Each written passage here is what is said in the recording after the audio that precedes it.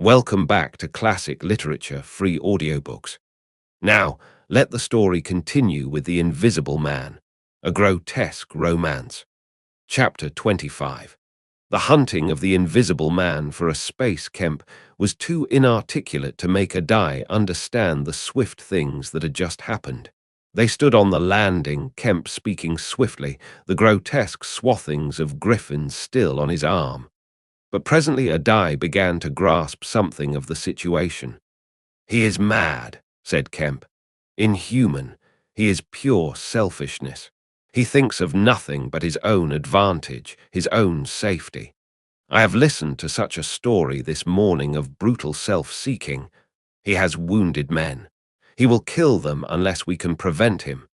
He will create a panic. Nothing can stop him. He is going out now, furious. He must be caught," said Adai. "That is certain." "But how?" cried Kemp, and suddenly became full of ideas. "You must begin at once. You must set every available man to work. You must prevent his leaving this district. Once he gets away, he may go through the countryside as he wills, killing and maiming. He dreams of a reign of terror. A reign of terror, I tell you. You must set a watch on trains and roads and shipping. The garrison must help. You must wire for help. The only thing that may keep him here is the thought of recovering some books of notes he counts of value. I will tell you of that. There is a man in your police station, Marvel." "I know," said Adai, "I know. Those books, yes, but the tramp says he hasn't them, but he thinks the tramp has. And you must prevent him from eating or sleeping. Day and night, the country must be astir for him. Food must be locked up and secured, all food, so that he will have to break his way to it. The houses everywhere must be barred against him. Heaven send us cold nights and rain. The whole countryside must begin hunting and keep hunting. I tell you, Adai, he is a danger, a disaster. Unless he is pinned and secured, it is frightful to think of the things that may happen." "What else can we do?" said Adai. "I must go down at once and begin organizing. But why not come?" "Yes, you come too. Come, and we must hold a sort of council of war, get Hops to help, and the railway managers. By Jove, it's urgent. Come along, tell me as we go. What else is there we can do? Put that stuff down." In another moment, Adai was leading the way downstairs. They found the front door open and the policeman standing outside staring at empty air. "He's got away, sir," said one. "We must go to the central station at once," said Adai. "One of you go on down and get a cab to come up and meet us, quickly. And now, Kemp, what else?" "Dogs," said Kemp. "Get dogs. They don't see him, but they wind him. Get dogs." "Good," said Adai. "It's not generally known, but the prison officials over at Halstead know a man with bloodhounds. Dogs. What else?" "Bear in mind," said Kemp, "his food shows. After eating, his food shows until it is assimilated, so that he has to hide after eating. You must keep on beating, every thicket, every quiet corner, and put all weapons, all implements that might be weapons away. He can't carry such things for long, and what he can snatch up and strike men with must be hidden away." "Good again," said Adai. "We shall have him yet." "And on the roads," said Kemp, and hesitated. "Yes," said Adai. "Powdered glass," said Kemp. "It's cruel, I know, but think of what he may do." Adai drew the air in sharply between his teeth. "It's unsportsmanlike. I don't know, but I'll have powdered glass got ready. If he goes too far." "The man's become inhuman, I tell you," said Kemp. "I am as sure he will establish a reign of terror so soon as he has got over the emotions of this escape, as I am sure I am talking to you. Our only chance is to be ahead. He has cut himself off from his kind. His blood be upon his own head." Next chapter, chapter 26. The Wicksteed murder. The Invisible Man seems to have rushed out of Kemp's house in a state of blind fury. A little child playing near Kemp's gateway was violently caught up and thrown aside, so that its ankle was broken, and thereafter for some hours the invisible man passed out of human perceptions. No one knows where he went nor what he did, but one can imagine him hurrying through the hot June forenoon, up the hill and on to the open downland behind Port Burdock, raging and despairing at his intolerable fate, and sheltering at last, heated and weary, amid the thickets of Hintondean, to piece together again his shattered schemes against his species. That seems the most probable refuge for him, for there it was he reasserted himself in a grimly tragical manner about 2 in the afternoon. One wonders what his state of mind may have been during that time, and what plans he devised. No doubt he was almost ecstatically exasperated by Kemp's treachery, and though we may be able to understand the motives that led to that deceit, we may still imagine and even sympathize a little with the fury the attempted surprise must have occasioned. Perhaps something of the stunned astonishment of his Oxford Street experiences may have returned to him, for he had evidently counted on Kemp's cooperation in his brutal dream of a terrorized world. At any rate, he vanished from human ken about midday, and no living witness can tell what he did until about 2:30. It was a fortunate thing, perhaps, for humanity, but for him it was a fatal inaction. During that time, a growing multitude of men scattered over the countryside were busy. In the morning he had still been simply a legend, a terror. In the afternoon, by virtue chiefly of Kemp's dryly worded proclamation, he was presented as a tangible antagonist, to be wounded, captured, or overcome, and the countryside began organizing itself with inconceivable rapidity. By 2 o'clock, even he might still have removed himself out of the district by getting aboard a train, but after 2 that became impossible. Every passenger train along the lines on a great parallelogram between Southampton, Manchester, Brighton and Horsham travelled with locked doors, and the goods traffic was almost entirely suspended. And in a great circle of 20 miles round Port Burdock, men armed with guns and bludgeons were presently setting out in groups of 3 and 4, with dogs, to beat the roads and fields. Mounted policemen rode along the country lanes, stopping at every cottage and warning the people to lock up their houses and keep indoors unless they were armed. And all the elementary schools had broken up by 3 o'clock, and the children, scared and keeping together in groups, were hurrying home. Kemp's proclamation, signed indeed by a die, was posted over almost the whole district by 4 or 5 o'clock in the afternoon. It gave briefly but clearly all the conditions of the struggle: the necessity of keeping the invisible man from food and sleep, the necessity for incessant watchfulness, and for a prompt attention to any evidence of his movements. And so swift and decided was the action of the authorities, so prompt and universal was the belief in this strange being, that before nightfall an area of several hundred square miles was in a stringent state of siege. And before nightfall, too, a thrill of horror went through the whole watching, nervous countryside. Going from whispering mouth to mouth, swift and certain over the length and breadth of the country, passed the story of the murder of Mr. Wicksteed. If our supposition that the invisible man's refuge was the Hintondean thickets, then we must suppose that in the early afternoon he sallied out again, bent upon some project that involved the use of a weapon. We cannot know what the project was, but the evidence that he had the iron rod in hand before he met Wicksteed is to me at least overwhelming. Of course, we can know nothing of the details of that encounter. It occurred on the edge of a gravel pit, not 200 yards from Lord Burdock's lodge gate. Everything points to a desperate struggle: the trampled ground, the numerous wounds Mr. Wicksteed received, his splintered walking stick. But why the attack was made, save in a murderous frenzy, it is impossible to imagine.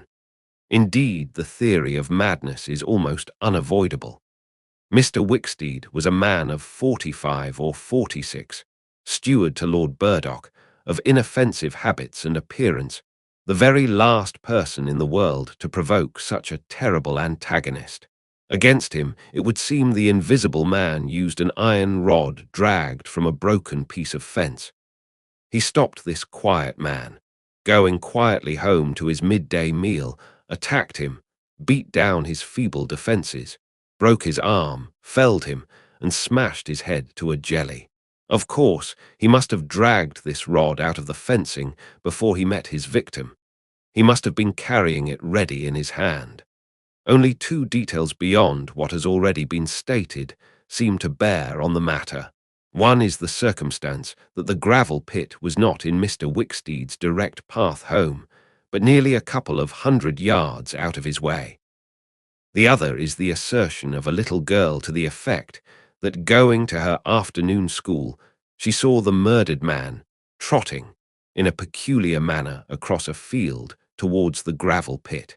Her pantomime of his action suggests a man pursuing something on the ground before him and striking at it ever and again with his walking stick. She was the last person to see him alive.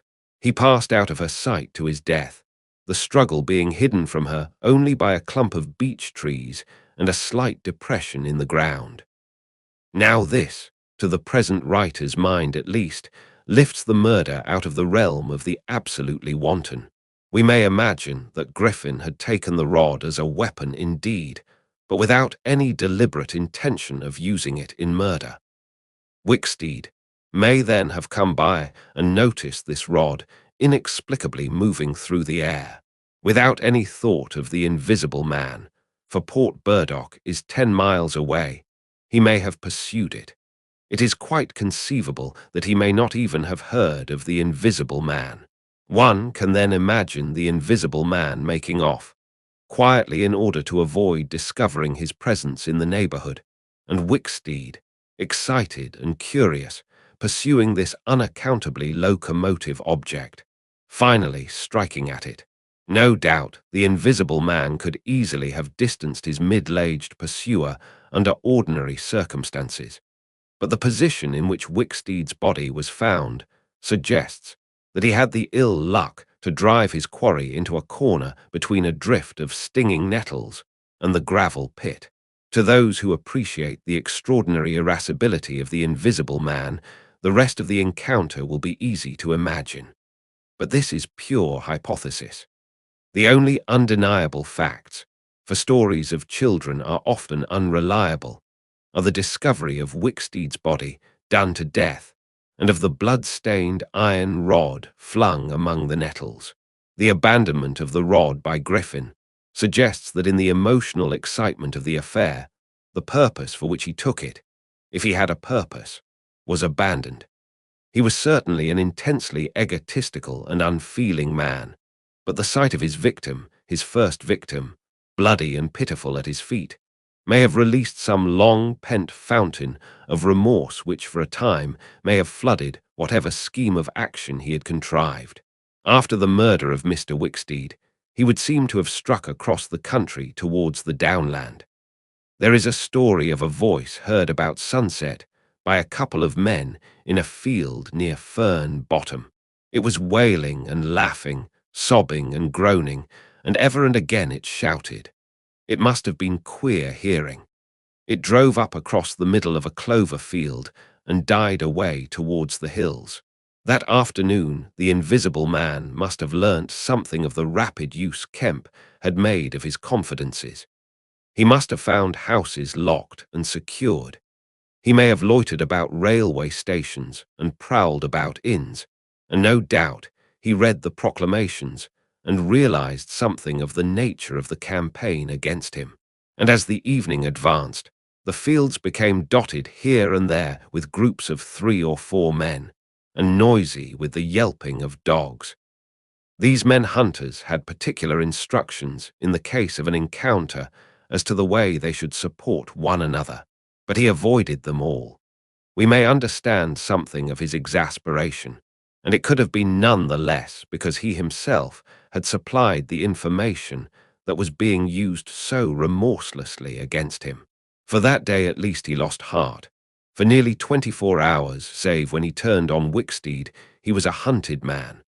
In the night, he must have eaten and slept, for in the morning he was himself again, active, powerful, angry, and malignant, prepared for his last great struggle against the world. Next chapter, chapter 27. The siege of Kemp's house. Kemp read a strange missive written in pencil on a greasy sheet of paper. "You have been amazingly energetic and clever," this letter ran, "though what you stand to gain by it, I cannot imagine. You are against me. For a whole day you have chased me. You have tried to rob me of a night's rest. But I have had food in spite of you. I have slept in spite of you, and the game is only beginning. The game is only beginning. There is nothing for it but to start the terror. This announces the first day of the terror. Port Burdock is no longer under the Queen. Tell your colonel of police and the rest of them. It is under me, the terror. This is day one of year one of the new epoch, the epoch of the invisible man. I am invisible man the first. To begin with the rule will be easy. The first day there will be one execution for the sake of example, a man named Kemp. Death starts for him today. He may lock himself away, hide himself away, get guards about him, put on armor if he likes. Death, the unseen death, is coming.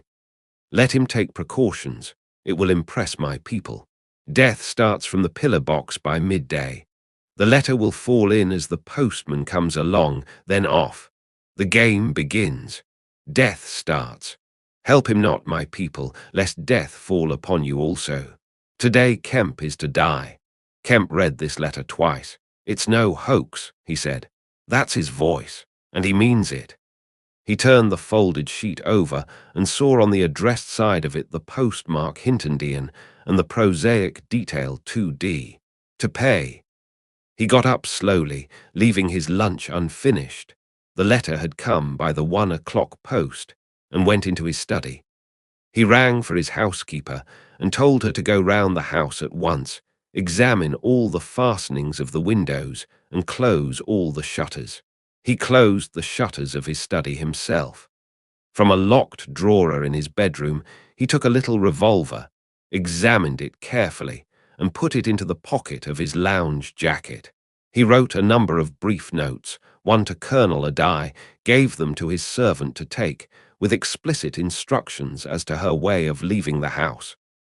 "There is no danger," he said, and added a mental reservation, "to you." He remained meditative for a space after doing this, and then returned to his cooling lunch. He ate with gaps of thought. Finally he struck the table sharply. "We will have him," he said, "and I am the bait. He will come too far." He went up to the belvedere, carefully shutting every door after him. "It's a game," he said, "an odd game, but the chances are all for me, Mr. Griffin, in spite of your invisibility. Griffin contra mundum, with a vengeance." He stood at the window, staring at the hot hillside. He must get food every day, and I don't envy him. Did he really sleep last night? Out in the open somewhere, secure from collisions. I wish we could get some good, cold, wet weather instead of the heat. He may be watching me now. He went close to the window. Something rapped smartly against the brickwork over the frame and made him start violently back. "I'm getting nervous," said Kemp, but it was 5 minutes before he went to the window again. "It must have been a sparrow," he said. Presently he heard the front door bell ringing and hurried downstairs. He unbolted and unlocked the door, examined the chain, put it up, and opened cautiously without showing himself. A familiar voice hailed him. It was Adai. "Your servant's been assaulted, Kemp," he said round the door. "What?" exclaimed Kemp. "Had that note of yours taken away from her. He's close about here. Let me in." Kemp released the chain, and Adai entered through as narrow an opening as possible. He stood in the hall, looking with infinite relief at Kemp refastening the door. Note was snatched out of her hand. Scared her horribly. "She's down at the station, hysterics. He's close here. What was it about?" Kemp swore. "What a fool I was," said Kemp. "I might have known. It's not an hour's walk from Hintondian. Already." "What's up?" said a die. "Look here," said Kemp, and led the way into his study. He handed a die the invisible man's letter. A die read it and whistled softly. "And you," said a die. "Proposed a trap like a fool," said Kemp, "and sent my proposal out by a maid servant. To him," a die followed Kemp's profanity. "He'll clear out," said a die. "Not he," said Kemp. A resounding smash of glass came from upstairs. A die had a silvery glimpse of a little revolver half out of Kemp's pocket. "It's a window upstairs," said Kemp, and led the way up. There came a second smash while they were still on the staircase. When they reached the study, they found 2 of the 3 windows smashed, half the room littered with splintered glass, and one big flint lying on the writing table. The 2 men stopped in the doorway, contemplating the wreckage. Kemp swore again, and as he did so, the 3rd window went with a snap like a pistol, hung starred for a moment, and collapsed in jagged, shivering triangles into the room. "What's this for?" said a die. "It's a beginning," said Kemp. "There's no way of climbing up here." "Not for a cat," said Kemp. "No shutters." "Not here. All the downstairs rooms." Hullo, smash, and then whack of boards hit hard came from downstairs. "Confound him," said Kemp. "That must be, yes, it's one of the bedrooms. He's going to do all the house. But he's a fool. The shutters are up and the glass will fall outside. He'll cut his feet." Another window proclaimed its destruction. The 2 men stood on the landing perplexed. "I have it," said a die. "Let me have a stick or something, and I'll go down to the station and get the bloodhounds put on. That ought to settle him. They're hard by, not 10 minutes. Another window went the way of its fellows. "You haven't a revolver?" asked a die.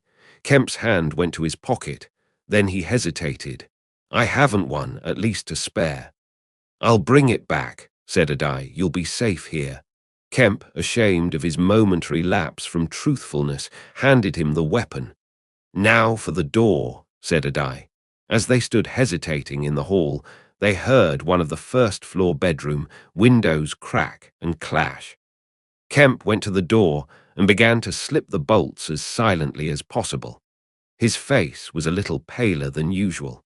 "You must step straight out," said Kemp. In another moment, a die was on the doorstep, and the bolts were dropping back into the staples.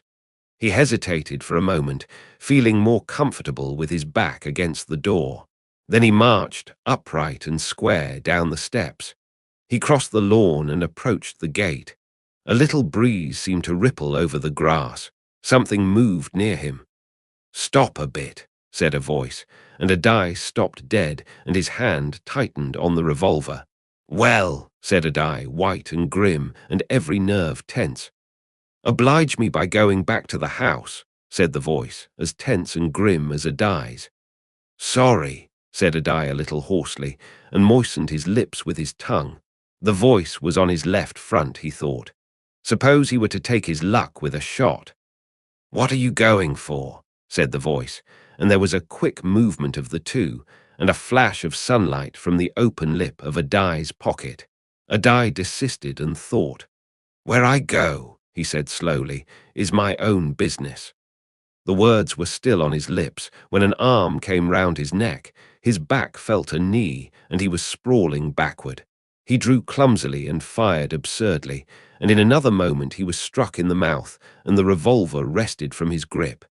He made a vain clutch at a slippery limb, tried to struggle up, and fell back. "Damn," said a die. The voice laughed. "I'd kill you now if it wasn't the waste of a bullet," it said. He saw the revolver in midair, 6 feet off, covering him. "Well," said a die, sitting up. "Get up," said the voice. A die stood up. "Attention," said the voice, and then fiercely, "don't try any games. Remember, I can see your face if you can't see mine. You've got to go back to the house." "He won't let me in," said a die. "That's a pity," said the invisible man. "I've got no quarrel with you." A die moistened his lips again.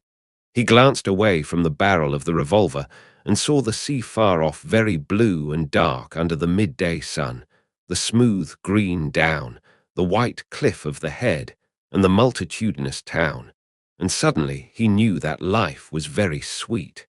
His eyes came back to this little metal thing hanging between heaven and earth, 6 yards away. "What am I to do?" he said sullenly. "What am I to do?" asked the invisible man. "You will get help. The only thing is for you to go back." "I will try. If he lets me in, will you promise not to rush the door?" "I've got no quarrel with you," said the voice. Kemp had hurried upstairs after letting a die out, and now crouching among the broken glass and peering cautiously over the edge of the study window sill, he saw a die stand parleying with the unseen. "Why doesn't he fire?" whispered Kemp to himself. Then the revolver moved a little, and the glint of the sunlight flashed in Kemp's eyes. He shaded his eyes and tried to see the source of the blinding beam. "Surely," he said, "a die has given up the revolver." "Promise not to rush the door," a die was saying. "Don't push a winning game too far. Give a man a chance. You go back to the house. I tell you flatly I will not promise anything." A die's decision seemed suddenly made. He turned towards the house, walking slowly with his hands behind him. Kemp watched him, puzzled. The revolver vanished, flashed again into sight, vanished again, and became evident on a closer scrutiny as a little dark object following a die. Then things happened very quickly. A die leapt backwards, swung around, clutched at this little object, missed it, threw up his hands and fell forward on his face, leaving a little puff of blue in the air. Kemp did not hear the sound of the shot. A die writhed, raised himself on one arm, fell forward, and lay still. For a space, Kemp remained staring at the quiet carelessness of a die's attitude. The afternoon was very hot and still. Nothing seemed stirring in all the world save a couple of yellow butterflies chasing each other through the shrubbery between the house and the road gate. A die lay on the lawn near the gate. The blinds of all the villas down the hill road were drawn, but in one little green summer house was a white figure, apparently an old man asleep. Kemp scrutinized the surroundings of the house for a glimpse of the revolver, but it had vanished. His eyes came back to a die. The game was opening well. Then came a ringing and knocking at the front door that grew at last tumultuous, but pursuant to Kemp's instructions, the servants had locked themselves into their rooms. This was followed by a silence. Kemp sat listening and then began peering cautiously out of the 3 windows, one after another. He went to the staircase head and stood listening uneasily. He armed himself with his bedroom poker and went to examine the interior fastenings of the ground floor windows again. Everything was safe and quiet. He returned to the belvedere. A die lay motionless over the edge of the gravel just as he had fallen. Coming along the road by the villas were the housemaid and 2 policemen. Everything was deadly still.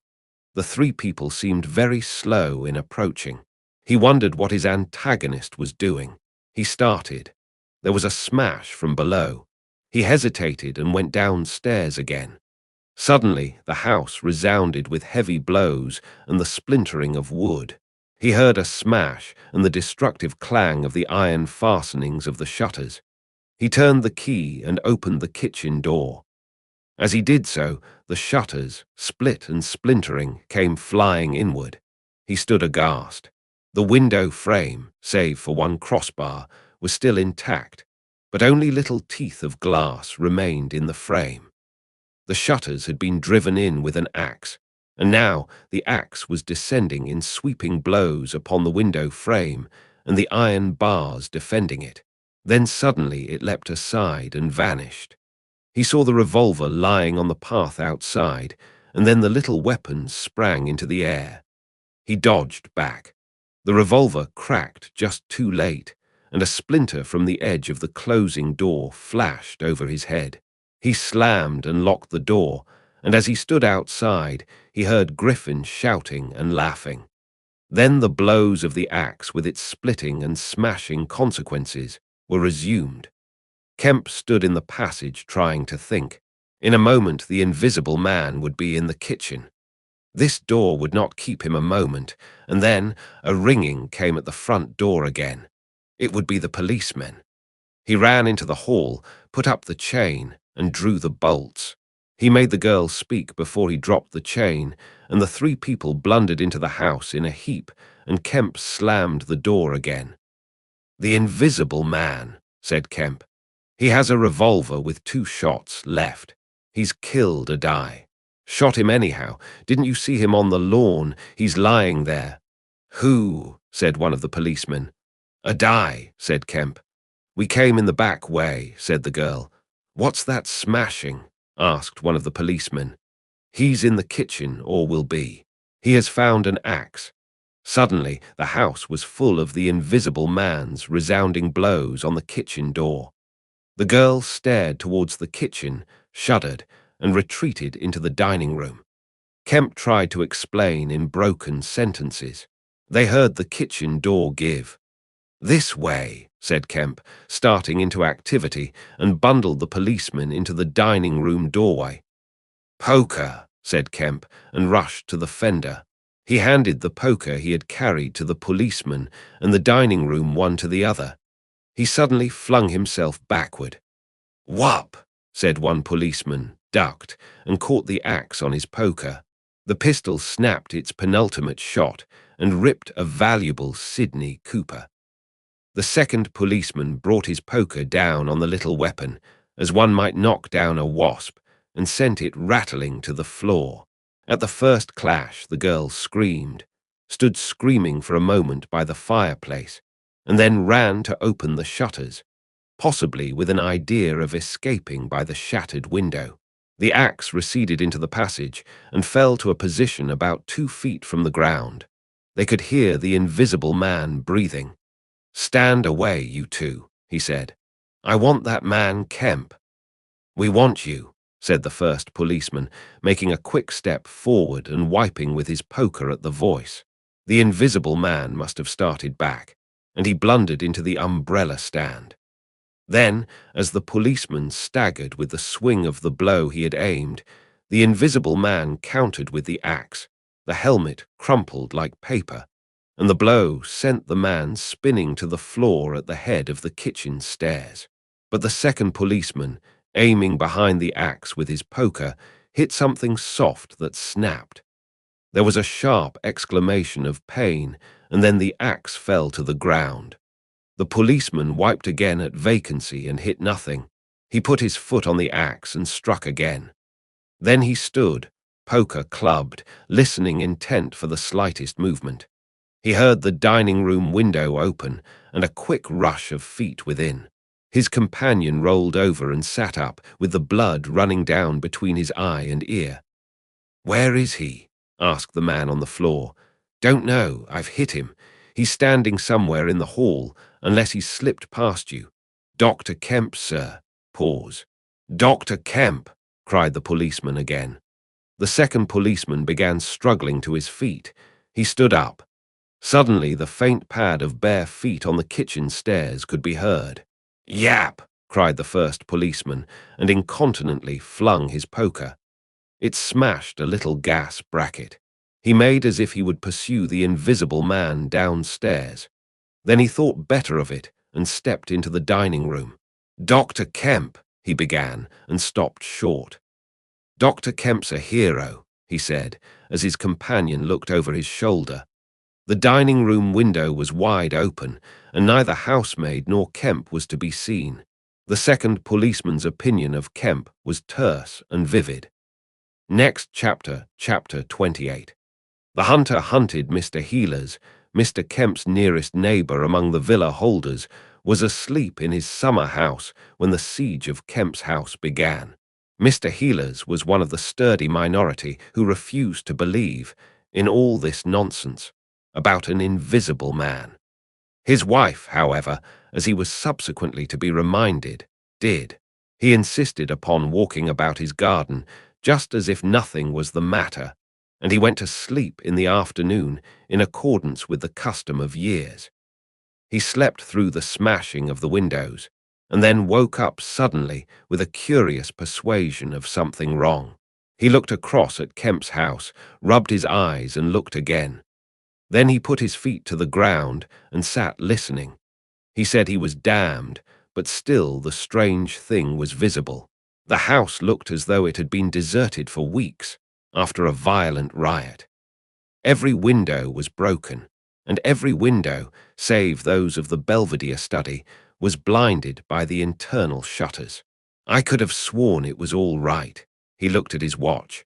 20 minutes ago. He became aware of a measured concussion and the clash of glass far away in the distance. And then, as he sat open-mouthed, came a still more wonderful thing. The shutters of the drawing-room window were flung open violently, and the housemaid in her outdoor hat and garments appeared struggling in a frantic manner to throw up the sash. Suddenly, a man appeared beside her, helping her, Dr. Kemp.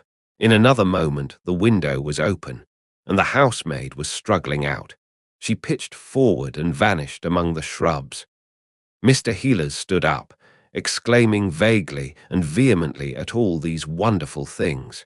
He saw Kemp stand on the sill, spring from the window, and reappear almost instantaneously, running along a path in the shrubbery and stooping as he ran, like a man who evades observation. He vanished behind a laburnum and appeared again, clambering over a fence that abutted on the open down. In a second, he had tumbled over and was running at a tremendous pace down the slope towards Mr. Healers. "Lord!" cried Mr. Healers, struck with an idea.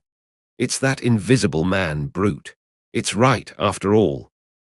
With Mr. Healers, to think things like that was to act, and his cook watching him from the top window was amazed to see him come pelting towards the house at a good 9 miles an hour. There was a slamming of doors, a ringing of bells, and the voice of Mr. Healers bellowing like a bull. "Shut the doors, shut the windows, shut everything. The invisible man is coming." Instantly the house was full of screams and directions and scurrying feet. He ran himself to shut the French windows that opened on the veranda. As he did so, Kemp's head and shoulders and knee appeared over the edge of the garden fence.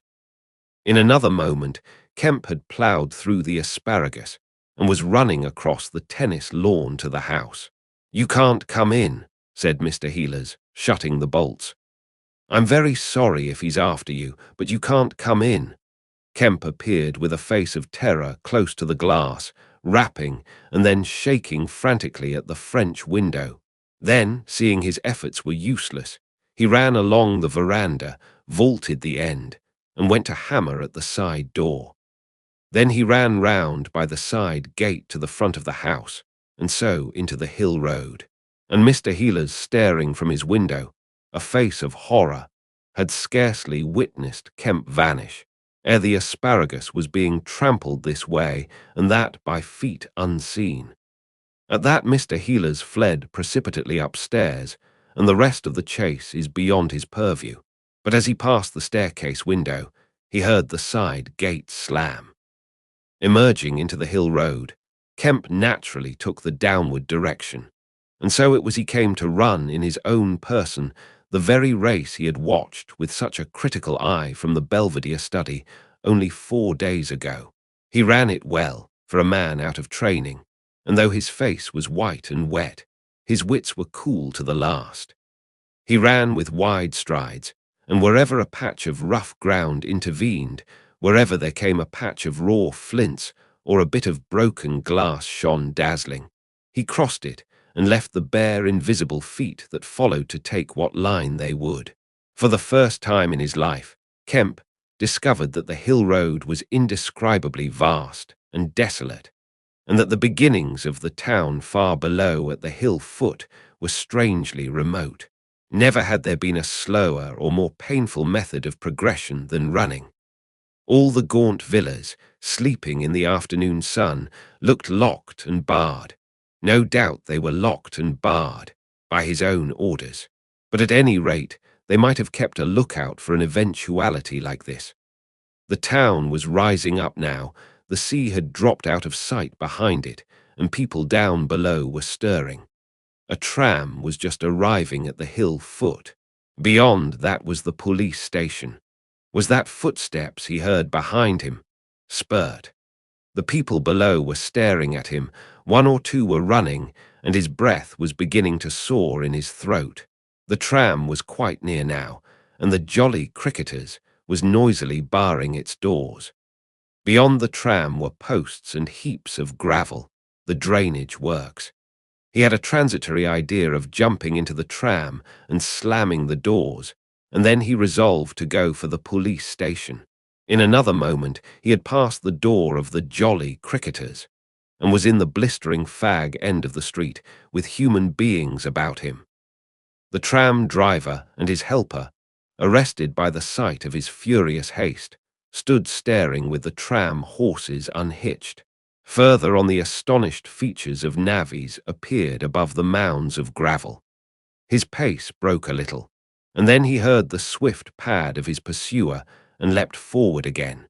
"The invisible man," he cried to the navvies, with a vague, indicative gesture, and by an inspiration leapt the excavation and placed a burly group between him and the chase. Then, abandoning the idea of the police station, he turned into a little side street, rushed by a greengrocer's cart, hesitated for the 10th of a second at the door of a sweetstuff shop, and then made for the mouth of an alley that ran back into the main hill street again. 2 or 3 little children were playing here, and shrieked and scattered at his apparition, and forthwith doors and windows opened, and excited mothers revealed their hearts. Out he shot into Hill Street again, 300 yards from the tram line end, and immediately he became aware of a tumultuous vociferation and running people. He glanced up the street towards the hill. Hardly a dozen yards off ran a huge navvy, cursing in fragments and slashing viciously with a spade, and hard behind him came the tram conductor with his fists clenched. Up the street others followed these two, striking and shouting. Down towards the town, men and women were running, and he noticed clearly one man coming out of a shop door with a stick in his hand. Spread out, cried someone. Kemp suddenly grasped the altered condition of the chase. He stopped and looked round, panting. He's close here, he cried. Form a line across. He was hit hard under the ear and went reeling, trying to face round towards his unseen antagonist. He just managed to keep his feet, and he struck a vain counter in the air. Then he was hit again under the jaw and sprawled headlong on the ground. In another moment, a knee compressed his diaphragm, and a couple of eager hands gripped his throat, but the grip of one was weaker than the other. He grasped the wrists, heard a cry of pain from his assailant, and then the spade of the navvy came whirling through the air above him and struck something with a dull thud. He felt a drop of moisture on his face. The grip at his throat suddenly relaxed, and with a convulsive effort, Kemp loosed himself, grasped a limp shoulder and rolled uppermost. He gripped the unseen elbows near the ground. "I've got him," screamed Kemp. "Help, help, hold, he's down. Hold his feet." In another second, there was a simultaneous rush upon the struggle, and a stranger coming into the road suddenly might have thought an exceptionally savage game of rugby football was in progress, and there was no shouting after Kemp's cry, only a sound of blows and feet and heavy breathing. Then came a mighty effort, and the invisible man threw off a couple of his antagonists and rose to his knees. Kemp clung to him in front like a hound to a stag, and a dozen hands gripped, clutched, and tore at the unseen. The tram conductor suddenly got the neck and shoulders and lugged him back. Down went the heap of struggling men again and rolled over. There was, I am afraid, some savage kicking. Then suddenly a wild scream of mercy, mercy, that died down swiftly to a sound like choking. "Get back, you fools," cried the muffled voice of Kemp, and there was a vigorous shoving back of stalwart forms. "He's hurt, I tell you. Stand back." There was a brief struggle to clear a space, and then the circle of eager faces saw the doctor kneeling, as it seemed, 15 inches in the air and holding invisible arms to the ground. Behind him a constable gripped invisible ankles. "Don't you leave go of N," cried the big navvy, holding a blood-stained spade. "He's shamming." "He's not shamming," said the doctor, cautiously raising his knee. "And I'll hold him." His face was bruised and already going red. He spoke thickly because of a bleeding lip. He released one hand and seemed to be feeling at the face. "The mouth's all wet," he said. And then, "Good God!" He stood up abruptly and then knelt down on the ground by the side of the thing unseen. There was a pushing and shuffling, a sound of heavy feet as fresh people turned up to increase the pressure of the crowd. People now were coming out of the houses. The doors of the jolly cricketers stood suddenly wide open. Very little was said. Kemp felt about, his hand seeming to pass through empty air. "He's not breathing," he said, and then, "I can't feel his heart. His side, Suddenly an old woman, peering under the arm of the big navvy, screamed sharply. "Looky there," she said, and thrust out a wrinkled finger. And looking where she pointed, everyone saw, faint and transparent as though it was made of glass, so that veins and arteries and bones and nerves could be distinguished, the outline of a hand limp and prone. It grew clouded and opaque even as they stared. "Hullo!" cried the constable. "Here's his feet are showing." And so, slowly, beginning at his hands and feet and creeping along his limbs to the vital centers of his body, that strange change continued. It was like the slow spreading of a poison. First came the little white nerves, a hazy grey sketch of a limb, then the glassy bones and intricate arteries, then the flesh and skin, first a faint fogginess, and then growing rapidly dense and opaque. Presently they could see his crushed chest and his shoulders, and the dim outline of his drawn and battered features. When at last the crowd made way for Kemp to stand erect, there lay, naked and pitiful on the ground, the bruised and broken body of a young man about 30. His hair and brow were white, not grey with age, but white with the whiteness of albinism, and his eyes were like garnets. His hands were clenched, his eyes wide open, and his expression was one of anger and dismay. "Cover his face," said a man. "For Gord's sake, cover that face." And 3 little children, pushing forward through the crowd, were suddenly twisted round and sent packing off again. Someone brought a sheet from the jolly cricketers, and having covered him, they carried him into that house. And there it was, on a shabby bed in a tawdry, ill-lighted bedroom, surrounded by a crowd of ignorant and excited people, broken and wounded, betrayed and unpitied, that Griffin, the first of all men to make himself invisible, Griffin, the most gifted physicist the world has ever seen, ended in infinite disaster his strange and terrible career. Next chapter, the epilogue, so ends the story of the strange and evil experiments of the Invisible Man. And if you would learn more of him, you must go to a little inn near Port Stowe and talk to the landlord. The sign of the inn is an empty board save for a hat and boots, and the name is the title of this story. The landlord is a short and corpulent little man with a nose of cylindrical proportions, wiry hair, and a sporadic rosiness of visage. Drink generously, and he will tell you generously of all the things that happened to him after that time, and of how the lawyers tried to do him out of the treasure found upon him. When they found they couldn't prove whose money was which, "I'm blessed," he says, "if they didn't try to make me out a blooming treasure trove. Do I look like a treasure trove?" And then a gentleman gave me a guinea a night to tell the story at the Empire Music Hall, just to tell 'em in my own words, barring one. And if you want to cut off the flow of his reminiscences abruptly, you can always do so by asking if there weren't 3 manuscript books in the story. He admits there were and proceeds to explain, with asseverations that everybody thinks he has 'em.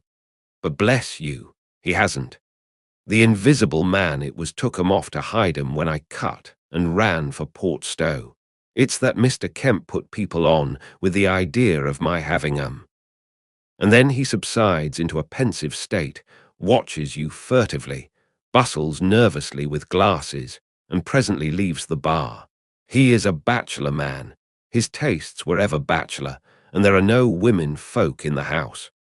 Outwardly he buttons, it is expected of him. But in his more vital privacies, in the matter of braces, for example, he still turns to string. He conducts his house without enterprise, but with eminent decorum. His movements are slow, and he is a great thinker. But he has a reputation for wisdom, and for a respectable parsimony in the village, and his knowledge of the roads of the south of England would beat Cobbett. And on Sunday mornings, every Sunday morning, all the year round, while he is closed to the outer world, and every night after 10, he goes into his bar parlour, bearing a glass of gin faintly tinged with water, and having placed this down, he locks the door and examines the blinds, and even looks under the table. And then, being satisfied of his solitude, he unlocks the cupboard, and a box in the cupboard, and a drawer in that box, and produces 3 volumes bound in brown leather, and places them solemnly in the middle of the table. The covers are weather-worn and tinged with an algal green, for once they sojourned in a ditch, and some of the pages have been washed blank by dirty water. The landlord sits down in an armchair, fills a long clay pipe slowly, gloating over the books the while. Then he pulls one towards him and opens it, and begins to study it, turning over the leaves backwards and forwards.